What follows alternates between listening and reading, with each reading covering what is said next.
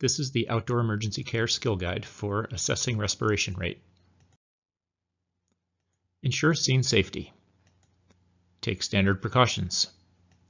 Obtain permission to treat the patient. I'm just going to take your pulse, okay? Okay. Look for chest rise and fall.